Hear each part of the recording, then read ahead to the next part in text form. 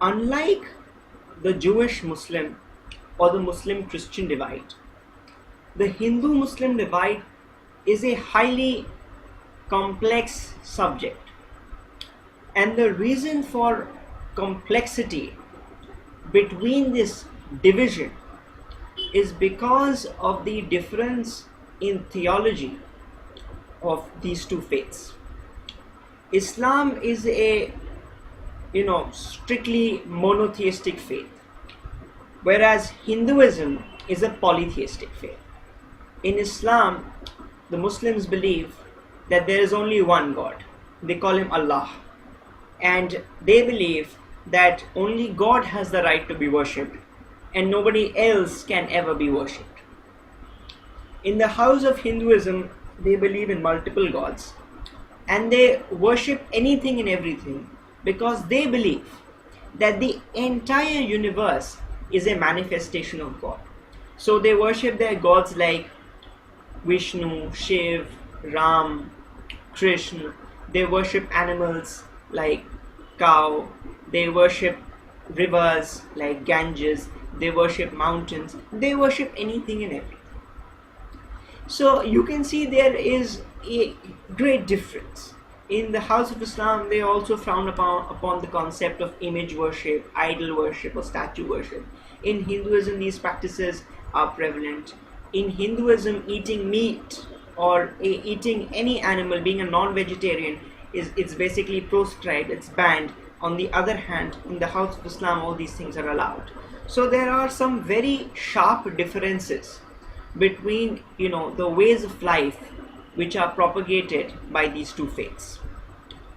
In independent India, because independent India is principally the place where these two communities are interacting, the issues which have caused divisions between Muslims and Hindus, those issues have been principally of the Ram Janmabhoomi issue, the issue of conversions, the issue of cow slaughter, the issue of Kashmir.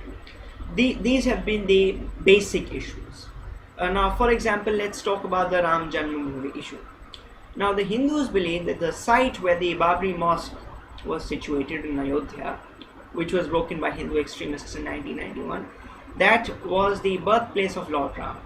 And during the Mughal invasion of India, Mir Baqi, who was a general in Babur's army, he destroyed that temple of Lord Ram and he built a mosque over there.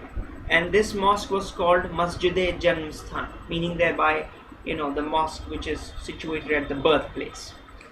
The Muslims, on the other hand, they have been time and again refuting this argument and stating that how unconstitutional the demolition was and things like that. Then there is the issue of cow slaughter. The Hindus argue that the Muslims should voluntarily give up eating beef because cow is considered to be sacred by Hindus. Muslims, on the other hand, believe that it is their right to eat beef and they will not give on it. So these issues have caused great amount of tension. The issue of Kashmir is also there, where the Indian army has been carrying out some horrendous human rights violations. On the other hand, there has been jihadist insurgency which has been responsible for the death of many Muslims and Kashmiri Pandits. So all these are very complex issues, very debatable issues on which there is no consensus in India. Now today I would like to bring up an issue which I feel needs to be addressed. The issue is that of circumcision among Muslims and worshipping of the lingam by the Hindus. If you want to assess any man's ideology, you just try and scrutinize as to how or as to what kind of sexual remarks he passes. Today in modern India, a kind of communal sloganeering has come up where fanatic Hindus call Muslims katuas, the ones who are circumcised. They try and tell the Hindus, look at these people, they are so very violent that the moment they are born they cut themselves, they cut their genitals. The fanatic Muslims respond by stating that these people, they worship, the male sexual organ in the form of the lingam. They don't have any kind of sense at all. So I think this particular issue needs to be addressed. Why do Muslims indulge in circumcision? See, circumcision is a scientific practice. The moment you get circumcised, you reduce the risk of HIV/AIDS. The moment you get circumcised, you are bound to suffer from less of urinary tract infections. A research conducted by France's National AIDS Research Agency, it stated that circumcision, it reduces the risk of HIV/AIDS among men, heterogeneous men, by 2 to 8%. If you look at the statistics, 0.1% of the population in Muslim majority countries like Iran, Indonesia and Pakistan suffers from AIDS. 0.2% in Bangladesh, 0.4% in Malaysia. In India, that figure goes up to 0.92%. Richard Facom, who was, at one point in time, the Under Secretary General of the United Nations and the Executive Director of the Global Fight Against AIDS, he once issued a statement in Paris in which he said that he expects the disease of AIDS to grow among Hindus because they do not, indulge in circumcision. As a result of this, he was later on, spammed with hate mails by Hindutva extremists. So all these issues, they are very much, in public. They are not conspiracy theories. If you go back to the Times of India and on the 4th and pick up 4th of August 2005's edition, this story is very well there, and the heading is "Circumcision, it suits Hindus also." So the important thing over here is to know what is the concept behind a practice. Circumcision is not a mad ritual. It's a very, very scientifically validated practice. And 25% of the people in Europe, which is considered to be the most enlightened continent, they are also circumcised. The Muslim population in Europe is very less, but over there also people go in for circumcision. And just yesterday there was a news report which stated that the WHO has just come out with the first non-surgical instrument. It has validated a non-surgical instrument for carrying out circumcision. So the people who are saying that this is a very barbaric practice, you are subjecting a small child to surgical operation, these people, they need to be told now there is an instrument using which you can carry out circumcision without any sort of surgery. So this whole argument that circumcision is a violent practice, it takes away from little babies, their human rights, and it's violent by its very nature, I guess all these arguments are debunked when you look at the benefits which circumcision provides, be it in regards to safeguarding people from penile cancer or HIV/AIDS or other sexual benefits.